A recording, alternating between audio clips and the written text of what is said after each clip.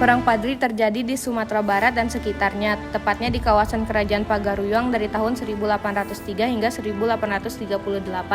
Perang ini terjadi akibat adanya pertentangan dalam masalah agama sebelum berubah menjadi peperangan melawan penjajahan. Pada abad ke-9, 3 orang ulama Minangkabau kembali dari Tanah Suci, yaitu Haji Miskin, Haji Piabang, dan Haji Sumanik. Mereka mempelajari dan mengembangkan aliran Wahabi, yaitu gerakan yang menghendaki agama Islam dilaksanakan secara murni sesuai dengan Al-Quran dan Al-Hadis. Gerakan mereka disebut Gerakan Padri, artinya tokoh-tokoh agama atau ulama. Tujuan gerakan ini adalah memperbaiki masyarakat Minangkabau dan mengembalikan mereka pada jalan yang sesuai dengan ajaran-ajaran Islam yang benar. Assalamualaikum saudara-saudara, sanaka sadonyo lam menegakkan aliran agama Islam. Aponan seharusnya kita karajokan untua nagariko. Waalaikumsalam warahmatullahi wabarakatuh. Negari Minangkabau kok kondisi masyarakatnya kini banyak nan bertentang sama ajaran agama Islam. Kita harus berusaha untuk menegakkan ajaran agama Islam nan sesuai jo Al-Quran dan Sunnah Rasulullah di negeri awak kok. Apa itu indah kaban tantangan jo kebiasaan masyarakat nagari kita. Insya Allah indah jadi masalah sana, mari kita berusaha. Indah masalah bahasana, nanti pasti akan jadi heboh di masyarakat.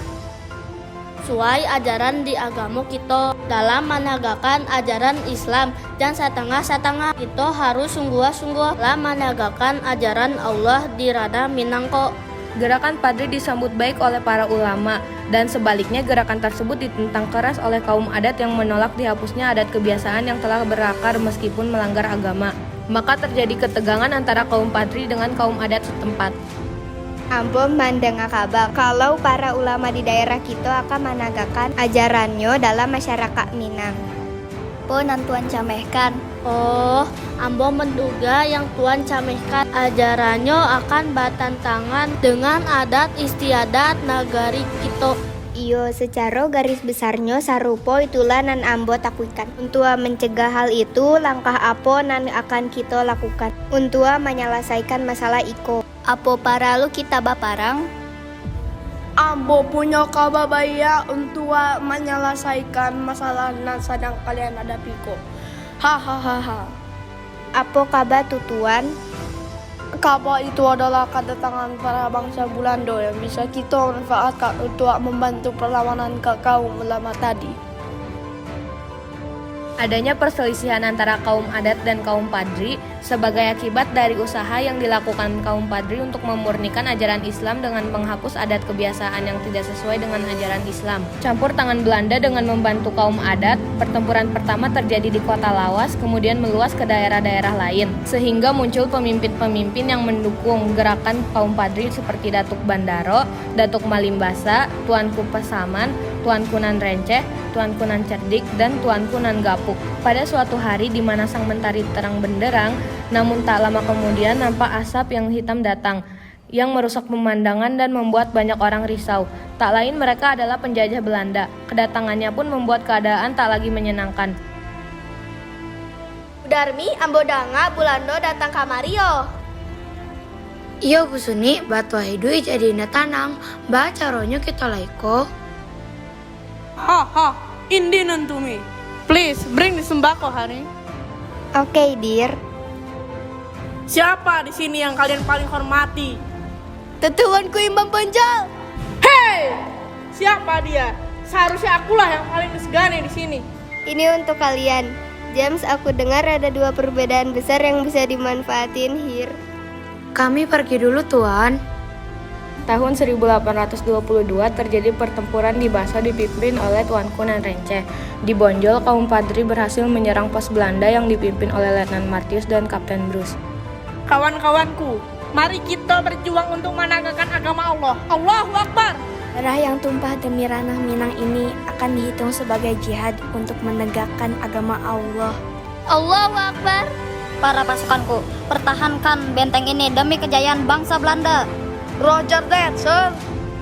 Tahun 1825, posisi Belanda semakin sulit apalagi di Jawa sedang berlangsung perang di Ponegoro. Sehingga Belanda mengajak kaum Padri untuk melaksanakan perundingan. Maka diadakanlah kontrak perdamaian pada tanggal 19 Oktober 1825 di Padang. Untuk sementara, perang terhenti. Belanda memusatkan pasukannya di Jawa untuk menghadapi perang Diponegoro yang telah berkobar. Tahun 1832, Tuanku Nan Cerdik bergabung dengan Tuanku Imam Bonjol menyerang pos-pos Belanda di Mangapo. Belanda menerapkan taktik adu domba dengan cara mengirim pasukan Sentot Prawiro-Dirjo, salah seorang pemimpin perang Diponegoro yang menyerah. Ternyata Sentot membantu kaum Padri melawan Belanda sehingga ia ditangkap dan diasingkan di Cianjur, Jawa Barat. Tahun 1833, pertempuran meletus di daerah Agam. Kaum Padri mulai mengalami kekalahan karena menyerahnya beberapa pemimpin perlawanan seperti Tuanku Nan Cerdik. Assalamualaikum Tuanku Imam Bonjol. Maksud kedatangan Ambo kamari ialah untuk mengajak pasukan Tuan Bagabuang dengan pasukan kami. Karena kita memiliki tujuan dan samo dalam perang ko. Salah satunya adalah demi membela tanah Minang dan agama Allah. Kalau untuk menegakkan agama suci ko, Ambo jauh pasukan selalu bersedia untuk berjihad di jalan Allah. Lantas, apa saja syarat untuk Bagabuang sama pasukan Tuanku Imam Bonjol iko? Ambo tegaskan sekali lagi bahwasannya untuk berjihad di jalan Allah, kami dan pasukan selalu siap tanpa upah sepeser pun. Kalau itu, baiklah dengan bismillah kita bersama-sama berjihad atas nama Allah. Akhir tahun 1834, Belanda memusatkan pasukannya untuk menduduki daerah sekitar Bonjol dengan sasaran utamanya menguasai Bonjol. Belanda menutup jalan-jalan yang menghubungkan Bonjol dengan daerah lain. Pasukan Padri pantang menyerah, mempertahankan Bonjol dengan membuat parit-parit sehingga Belanda kesulitan masuk Bonjol. Maka Belanda menyerang Bonjol dengan meriam. Tanggal 8 Februari 1835, Tuanku Imam Bonjol bersedia mengadakan gencatan senjata. Belanda memaksanya untuk menyerah. Ia bersedia dengan syarat pasukan Belanda ditarik dari Alahan Panjang. Belanda menolak sehingga kembali terjadi pertempuran. Sebelum kita menyiapkan untuk perang esok hari, kita harus menyiapkan segenap tenaga agar dapat meraih kemenangan.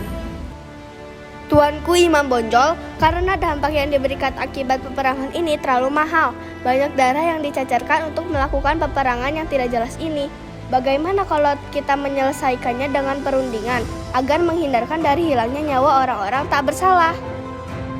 Lantas, apa yang kau tawarkan untuk perundingan itu? Kami ingin mengadakan gencatan senjata. Saya setuju dengan keputusan rajamu itu, namun dengan syarat pasukan Belanda ditarik dari Alahan Panjang. Maaf Tuan, tapi itu penawaran yang diberikan oleh raja saya. Baiklah, kalau begitu katakan pada rajamu bahwa saya menolak tawarannya. Bulan Oktober 1835, Bonjol dikepung dan tembakan dilancarkan ke arah benteng Bonjol. Akhirnya benteng Bonjol jatuh ke tangan Belanda setelah selama 2 tahun dipertahankan mati-matian oleh kaum Padri. Teman-temanku, hidup dan mati kita ada di tangan Allah Subhanahu wa Ta'ala. Kita tak perlu takut dengan kematian, karena kelak surga telah menunggu kita. Darah yang tertumpah dari para teman-teman kita merupakan perjuangan dan pengorbanan untuk menegakkan keadilan di tanah Minang ini. Allahu Akbar, Allahu Akbar, Allahu Akbar.